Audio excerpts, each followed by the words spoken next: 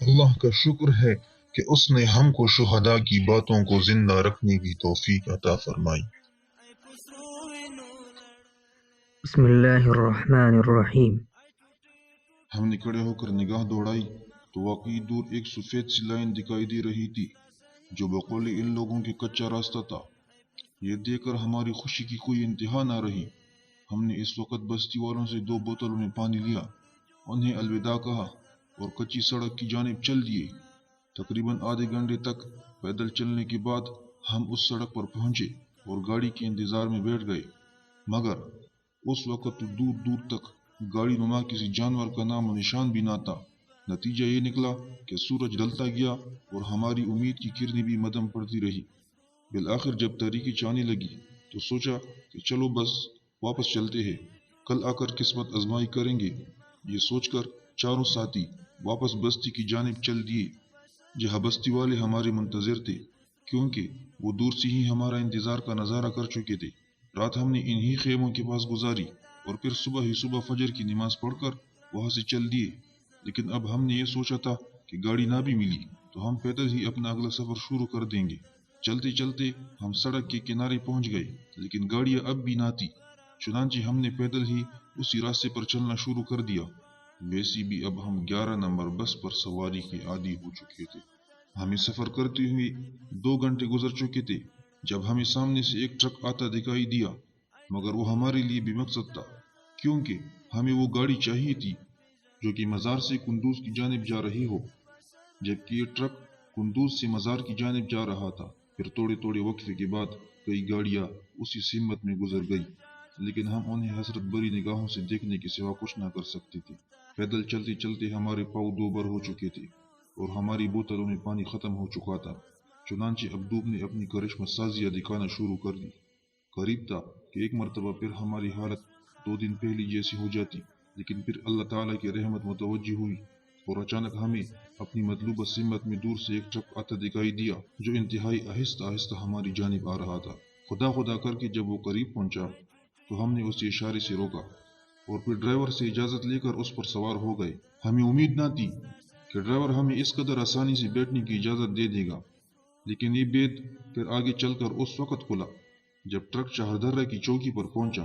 چوکی پر ارباب ہاشم خان کے مسلح افراد پہرا دے رہے تھے۔ چوکی پر جب ان ٹرک والوں سے حسب عادت ٹیکس مانگا گیا تو انہوں نے فوراً ہمیں آگے کر دیا کہ ہم تمہارے ان مہمانوں کو مفت لائے ہیں، لہٰذا ہمارا ٹیکس معاف کیا جائے۔ چوکی والوں نے ہمیں دے کر ان کا ٹیکس معاف کر دیا اور پھر ٹرک والوں کو سمجھا دیا کہ جب چہردرہ کی بستی کے بالکل قریب سے گزرو تو انہیں اتار دینا۔ چنانچہ ٹرک والوں نے ہمیں ان خیموں کے پاس اتار دیا جو بستی کی نواح میں لگے ہوئے تھے۔ ہم نے ٹرک والوں کا شکریہ ادا کیا اور خیموں میں چلے گئے۔ خیمے والوں نے ہمارا استقبال کیا اور تھوڑا بہت کھانا کھلا کر ہمیں راستہ بتلا دیا جس پر چل کر ہم بستی میں پہنچ سکتے تھے۔ انہی خیمے والوں نے بتایا کہ گزشتہ کئی دن سے یہاں مزار سے آنے والے طالبان رکے ہوئے ہیں اور ابھی تک وہ اس بستی میں مقیم ہیں۔ بستی والوں کی زبانی یہ جان کر ہماری خوشی کا کوئی ٹھکانہ نہ رہا کہ بہت سارے طالبان یہاں سے قریب ہی مقیم ہیں۔ چنانچہ ہم نے جلدی جلدی پی کے قہوے اور سوکھی روٹی کی میزبانی کا لطف اٹھائے ہوئے ان سے اجازت چاہی، چہردرہ گاؤں کا راستہ سمجھا اور پھر پیدل ہی آگے روانہ ہو گئے۔ مگر محترم سامعین، آگے چلنے سے پہلے جی چاہتا ہے کہ میں چہردرہ کا مختصر تذکرہ کرتا چلوں، کیونکہ یہ علاقہ اور اس کے باسی ان خوش قسمتوں میں سے ہے جنہوں نے موت کے اس دریا میں طالبان کو کشتی بن کر سہارا دیا۔ قندوز امارت اسلامیہ افغانستان کے شمال میں واقع ایک معروف صوبہ ہے جو تاریخی لحاظ سے بھی انتہائی اہمیت کا حامل ہے۔ اس صوبے کے مغرب میں چہردرہ نامی بستی واقع ہے جس سے اگرچہ سرکاری طور پر ضلع کی حیثیت حاصل ہے، لیکن ہمارے لحاظ سے یہ کسی بڑے قصبے سے زیادہ نہیں۔ خیر، مٹی کی بنی ہوئی کچھ پختہ اور کچھ ناپختہ مکانوں پر مشتمل اس بستی کو کوئی کیا ہی سمجھے، ہمیں کیا، ہمارے لیے تو اس وقت یہ ایک قابل تسخیر حصار ثابت ہوئی تھی جب ہمارے پاس سر چھپانے کو جگہ بھی نہیں تھی۔ ہم جس وقت چہردرہ میں پہنچے اس وقت وہاں ایک پشتون کمانڈر ارباب ہاشم کا کنٹرول تھا، جنہوں نے اس کڑے وقت میں طالبان سے اتحاد کر کے مزار شریف سے آنے والے تربدر طالبان کو ٹھکانہ فراہم کیا تھا۔ حالانکہ یہ کوئی آسان کام نہ تھا، کیونکہ چہردرہ اور قندوز شہر کے درمیان ایک دریا ہی کا تو فاصلہ تھا جسے مقامی لوگ دریائے قندوز کہتے تھے، اور कुंदूज शहर पर उस वक़्त अहमद शाह मसूद और रशीद दुस्तम की मुश्तरका अफवाज का कब्जा था। चुनांचे दुश्मन की इतनी बड़ी ताकत के सामने तालिबान की तरफ दस्ते दोस्ती बढ़ाना जो इस शेर लाने के मुतरादिफ था, लेकिन जिन लोगों को अल्लाह ताला ने नेकी के लिए मुंतखब फरमा लिया हो, ये रुकावटें उनकी राहों में हायल नहीं हुआ करती। बस कुछ ऐसा ही मामला कमांडर अरबाब हाशम का भी था, जिन्होंने अपना सर हथेली पर रखकर तालिबान की हिफाजत की टानी थी, और यूं चारदर्रा की बस्ती तालिबान के लिए एक ज़बरदस्त चाय पनाह बन गई। अरबाब हाशम खान कुंदूज के मशहूर कमांडर थे। पहले हिज़्ब इस्लामी से ताल्लुक़ था, लेकिन फिर तालिबान के साथ मिल गए। सनह मज़ार से बचकर निकलने वाले तालिबान की जिस तरह अरबाब हाशम ने इमदाद की, इसकी जज़ा उन्हें सिर्फ अल्लाह ताला ही दे सकते हैं। अफगानिस्तान पर अमरीकी कब्जे के बाद अरबाब हाशम को गिरफ्तार करके एक हेलीकॉप्टर में ले जाया जा रहा था कि उन्होंने कैद की हालत में दौरान सफ़र ही फिदाई हमला करके कई दुश्मनों को वासिल जहन्नम किया और ख़ुद भी जाम शहादत नोश फरमा गए। अल्लाह ताला की उन पर करोड़ों रहमतें हो। खेमों वाली बस्ती से चली हुए हमें कुछ देर ही गुजरी थी जब हमें चारदर्रा के मकानात के वाज़ेह असार दिखाई देना शुरू हुए। आबादी की किरण देखकर हमारी रफ्तार खुद ब खुद तेज होती चली गई और हम तीनों साथी इंतहाई थकावट के बावजूद दौड़ने लगे। इसी असना में हमें सफ़ेद रंग की एक डबल डोर फोर व्हील गाड़ी दिखलाई दी जो बड़ी तेज़ी से किसी जानिब रवा दवा थी। हमें देखते ही गाड़ी के ड्राइवर ने ब्रेक लगा दिए और हम उनके करीब पहुंच गए। मुख्तसर तारुफ के बाद जब उन्हें हमारी असलियत मालूम हुई तो वो बहुत खुश हुए और हमें फ़ौरन ही अपने साथ गाड़ी में बिठा लिया। इस गाड़ी में बैठते ही यूँ लगा जैसे हम जन्नत में आ गए हो। जी हाँ, गाड़ी के अंदर हबस का ख्याल तो दूर की बात, वहमो गुमान भी हमारे जहनों में ना रहा। तपते सहराओं, सलगते रेगिस्तानों, पथरीली रास्तों और बुलंद उबाला पहाड़ों पर सफ़र करते हुए हम कहाँ सोच सकते थे कि इस कदर जल्द हम एक आरामदाह गाड़ी में सफ़र कर रहे होंगे जिसमें हमारे साथ दुश्मन नहीं दोस्त होंगे। यकीनन नहीं, मगर अल्लाह के हाथ देर है अंधेर तो नहीं। फोर व्हील गाड़ी में मौजूद अफराद में से एक कमांडर अरबाब हाशम के जवाब साल नायब कमांडर थे, जबकि बाकी इनके दीगर हमराही थे।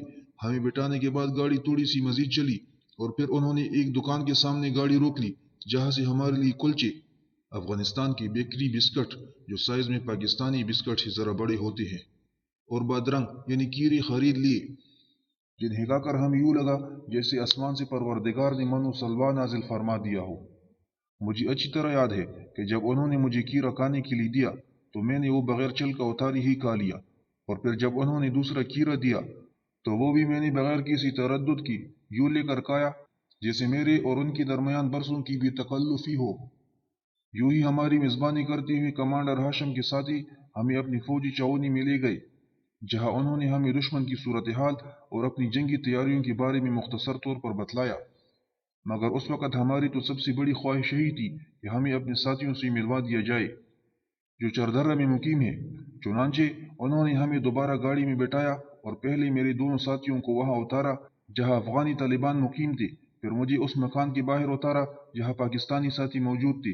गाड़ी से उतरती ही मैं भी खुदी के आलम में घर में दाखिल हो गया। घर के अंदर दाखिल होती ही मेरी नज़र अपने साथियों पर पड़ी जो मजमा की शक्ल में बैठे हुए थे और आपस में एक दूसरे की गम गलत करने की कोशिश कर रहे थे। मैं जो ही वहां पहुंचा तो बहुत से शनासा चेहरे मेरे सामने आ गए, खास तौर पर मेरे मदरसे के साथी मौलवी सईदुल्लाह और मौलवी जियाउद्दीन, जिन्हें देखकर मैं अपने ऊपर बीती हुई सख्तियां यूं बोल गया जैसे मुझ पर कभी कोई मुसीबत आई ही ना थी और ये अल्लाह ताला का बहुत बड़ा एहसान था। सईदुल्लाह और जियाउद्दीन से मिलने के बाद जब मैंने उनसे फैसल खुर्शीद के मुतालिक पूछा तो उन्होंने लाइल्मी का इजहार किया। उसका मतलब था कि फैसल खुर्शीद और उसामा ज़ैदी जिस रास्ते पर रवाना हुए वो कोई और रास्ता था, लिहाजा मैं उनके लिए खैर आफियत की दुआ करने के सिवा और कुछ ना कर सका। और फिर चारदर्रा की बस्ती में वाक़े इस वसी व आरिज़ मकान के दामन में हम कई दिन तक बसीरा डाले रहे जो हमारे लिए उस वक़्त जन्नत का एक टुकड़ा था।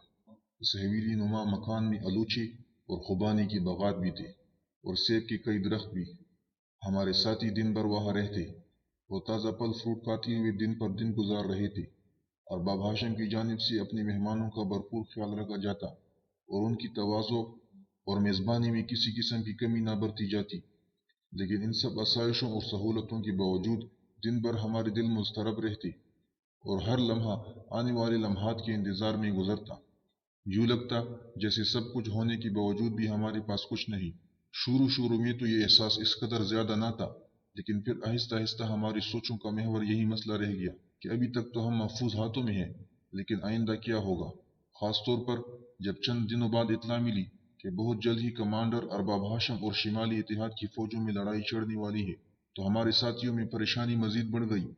اس وجہ سے نہیں کہ انہیں جنگ سے خوف آتا تھا، بلکہ اس لیے کہ وہ سب خالی ہاتھ تھے، اور خالی ہاتھ جنگ کا جو نتیجہ ہو سکتا تھا کم از کم ہم اس سے بے خبر نہیں تھے، لہٰذا ہماری پریشانی بجا نہیں تھی۔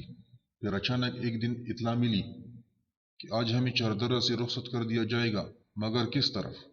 یہ ہم میں سے کسی کو معلوم نہ تھا، لہٰذا یہ بھی بہرحال ایک پریشان کن صورتحال تھی۔ اور پھر اسی دن شام کے وقت ہم سب طلبہ کو چاردرہ کی چوگنی میں جمع کر دیا گیا، جہاں دو بڑے بڑے روسی کماس ٹرک ہمیں اگلی منزل تک لے جانے کے لیے تیار تھے۔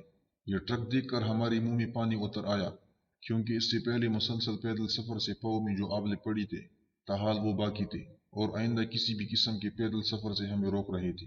ٹرکوں میں سوار ہونے سے پہلے ہمیں بتلایا گیا کہ قندوز شہر میں موجود احمد شاہ مسعود اور جنرل دوستم کی افواج عنقریب چاردرہ پر حملہ کرنے والی ہے، اور آپ لوگ سب غیر مسلح ہیں، لہٰذا آپ کو حفاظت کی خاطر پڑوسی صوبہ بغلان کے دارالحکومت پلخمری روانہ کیا جا رہا ہے۔ پلخمری کا نام سن کر مجھے ایک مرتبہ پھر اشتیاق شہید رحمت اللہ کی یاد ستانے لگی، کیونکہ مزار شہر سے نکلتی ہوئی جب وہ مجھ سے جدا ہوئے تھے تو انہوں نے مجھے یہی کہا تھا کہ میں پلخمری جا رہا ہوں، جہاں طالبان کا قبضہ ہو گیا ہے۔ پھر وہ پلخمری تو نہ پہنچ سکے، البتہ اس منزل پر ضرور جا پہنچے جس کی تمنا دل میں بسائے وہ ہمیں وقت مصروف عمل رہے۔ اشتیاق شہید رحمت اللہ کے بعد میرے ساتھی فیصل خورشید اور اسامہ زیدی بھی تھے۔ فیصل خورشید اور اسامہ زیدی بھی دیگر ساتھیوں کے ہمراہ پلخمری ہی کی جانب گئے تھے، لیکن وہ اب کہاں تھے مجھے کچھ معلوم نہ تھا۔ بہرحال کچھ دیر بعد ہم سب ٹرکوں پر سوار ہو گئے، مگر سوار ہونے کے بعد معلوم ہوا کہ ابھی عشق کی امتحان اور بھی ہے۔ دراصل طلباء جب تک بستی میں پھیلے ہوئے تھے تو ان کی تعداد کا صحیح اندازہ مشکل تھا، لیکن جب وہ سب ٹرکوں پر سوار ہوئے تو معلوم ہوا کہ ان کی تعداد کسی طرح بھی 400 افراد سے کم نہ تھی، اور ٹرک صرف 2 تھے، یعنی فی ٹرک 200 آدمی۔ ایسی صورتحال میں ہم ٹرک میں سوار ہوئے ہوں گے یا ہمیں باقاعدہ طور پر ٹونسا گیا ہوگا، اس کا اندازہ آپ خود کر سکتے ہیں۔ بس اسی سے صورتحال سمجھ لیجیے کہ ایک مرتبہ ٹرک پر چڑھ جانے کے بعد کسی فرد کا بیٹھنا تو درکنار، کھڑے ہو کر ہلنا جلنا بھی دشوار تھا۔ چنانچہ ٹرک چلنے کے بعد جو حالت سامنے آئی وہ کچھ اس طرح تھی کہ ناہموار راستے پر ٹرک کو جھٹکے لگتے تو ساتھی ایک دوسرے پر گرنے پڑنے لگتے، مگر گرنے پڑنے کی جگہ ہی کہاں تھی، سب اتنی تنگ کر کھڑے تھے کہ جھٹکا لینے پر سب ہل جاتے، اور پھر کمزور جسم والے مضبوط جسم والوں کے درمیان یوں آ جاتے جیسے گوشت کی بوٹی کیمی کی مشین میں آ جاتی ہے۔ جگہ اتنی بھی نہیں تھی کہ کوئی نیچے گر جاتا اور اس سفینہ نجات کے عرش پر بیٹھ جاتا، کیونکہ اس کا نتیجہ بھی دوسروں کے پیروں تلے کچلے جانے کے سوا کچھ نہ تھا۔ خوش نصیب مسافر وہ تھے جنہیں کسی کونے میں یا ٹرک کی قد آدم بلند دیواروں کے ساتھ جگہ مل گئی تھی کہ جھٹکا لگنے سے وہ دوسروں پر گر کر غضب آلود نگاہوں کا سامنا کرنے کی بجائے دیوار کا سہارا لے لیتے۔ ان کے بعد دوسرے نمبر پر خوش نصیب وہ تھے جنہیں ٹرک کے اوپر لگائے گئے سریے کو پکڑنے کا موقع مل گیا تھا، کیونکہ کسی قدر وہ بھی اپنے آپ کو سنبھالنے میں کامیاب ہو جاتے۔ مگر وہ لوگ جنہیں نہ سہارا ملا نہ کنارہ، ان کی بے بسی کا وہی عالم تھا جو چپو کے بغیر کشتی کے مسافر کا کل سمندر میں ہوتا ہے۔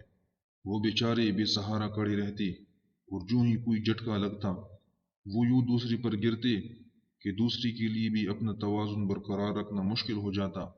اس ہلڑ بازی کے دوران اگر کوئی چہرہ اچانک نظروں سے اوجھل ہو جاتا تو پھر ٹرک کے کسی دوسرے کونے سے 15-20 منٹ کے بعد ہی نمودار ہو کر اپنے ہاتھ پاؤں سے ہلاتی ہوئی بزبان حال یہ شعر پڑھ رہا ہوتا: جہاں میں اہل ایمان صورت خورشید جیتی ہے، ادھر ڈوبے ادھر نکلے ادھر ڈوبے ادھر نکلے۔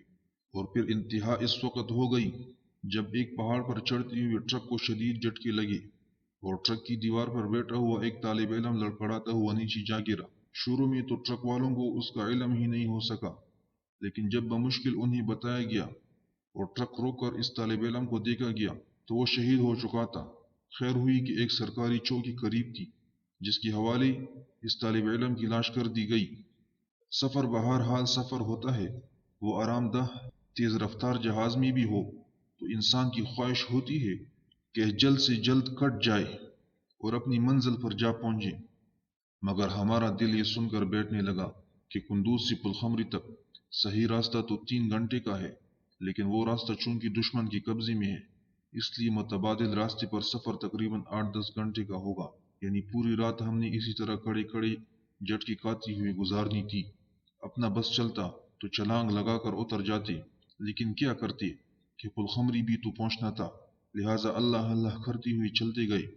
ہمیں سفر کرتے ہوئے رات کا بیشتر حصہ بیت چکا تھا اور کچھ باقی تھا کہ اچانک معلوم ہوا کہ ہمارے ڈرائیور راستہ بھول چکے ہیں اور کہیں سے کہیں نکل گئے ہیں۔ یہ سنتے ہی ہم چکرا کر رہ گئے۔ راستہ بھولنے کا غم تو اس قدر نہ تھا، البتہ زیادہ ڈر اور خوف اس بات کا تھا کہ کہیں ایسا تو نہیں کہ ہمیں کسی سازش کے تحت کسی نامعلوم مقام پر منتقل کرنے کی کوشش کی جا رہی ہے۔ مگر اس وقت ہم بے بس تھے اور صرف آنے والے حالات کا تماشا ہی کر سکتے تھے، لہٰذا آگے آگے دیکھیے ہوتا کیا ہے پر عمل پھیرا رہے۔ بالآخر ایک جگہ آبادی کے کچھ اثار دکھلائی دیے تو ڈرائیوروں نے رخ اسی جانب موڑ دیا، مگر قبل اس کے کہ وہاں تک پہنچتے اچانک ہمارا ٹرک ایک جھٹکے سے رک گیا، اور ایسا رکا کہ کوشش وسیار کے باوجود اسٹارٹ نہ ہو سکا۔ لہٰذا ڈرائیور نے مشورہ دیا کہ سب مسافر اتر جائے اور بستی کی جانب پیدل مارچ کریں، وہاں جا کر سب ناشتہ کریں گے اور اتنی دیر میں گاؤں سے کسی کو بلا کر ٹرک ٹھیک کروا لیا جائے گا۔ ڈرائیور کی اس رائے سے سب نے اتفاق کیا، کیونکہ کھڑے کھڑے سب تک چکے تھے، جبکہ اس مشورے سے عمل کرنے سے کچھ سستانے کے علاوہ ناشتہ بھی مل جاتا۔ لہٰذا سب ساتھی نیچے اترے اور گاؤں کی جانب چل دیے، مگر میں ٹرک سے نہیں اترا کہ جتنی دیر میں یہ لوگ گاؤں تک پہنچیں گے اور وہاں کھائے پیئیں گے، اتنی دیر میں یہی ٹرک میں آرام کیوں نہ کر لوں۔ چنانچہ میں وہی لیٹ گیا۔ ڈرائیور نے آ کر مجھے چلنے کے لیے کہا تو میں نے انکار کر دیا۔ وہ کہنے لگا، یہ بیابان ہے، تم اکیلے کیا کرو گے؟ میں نے کہا، سو جاؤں گا اور جب آپ لوگ واپس آئیں گے تو مجھے اٹھا دینا۔ وہ راضی ہو گیا اور گاؤں کی جانب چل دیا، جبکہ میں وہی نیند کی مزے لوٹنے لگا۔ تھوڑی دیر گزری ہوگی یا زیادہ دیر، مجھے کچھ معلوم نہیں، البتہ جب ٹک ٹک کی آواز سنائی دی تو معلوم ہوا کہ ڈرائیور اپنے ساتھ گاؤں سے کچھ کاریگروں کو لائے ہیں جو گاڑی ٹھیک کر رہے ہیں۔ میں ایک مرتبہ پھر سو گیا اور پھر میری آنکھ اس وقت کھلی جب ڈرائیور نے اس بستی میں جا کر بریک لگائی جہاں ساتھی ناشتہ کر رہے تھے۔ ٹرک کے رکتے ہی میں نیچے اترا تو میرے ساتھی مجھے دیکھ کر حیران رہ گئے، اور جب میں نے انہیں بتلایا کہ میں ٹرک میں محو استراحت تھا تو وہ مجھے ایسی نظروں سے دیکھنے لگے جیسے انہیں میری قسمت پر رشک آ رہا ہو۔ واقعی اس رات نیند قسمت والوں کا ہی مقدر بنی تھی۔ صبح کے 11 بج رہے تھے جب 17 گھنٹے کا طویل ترین یادگار سفر طے کرنے کے بعد ہمارا دو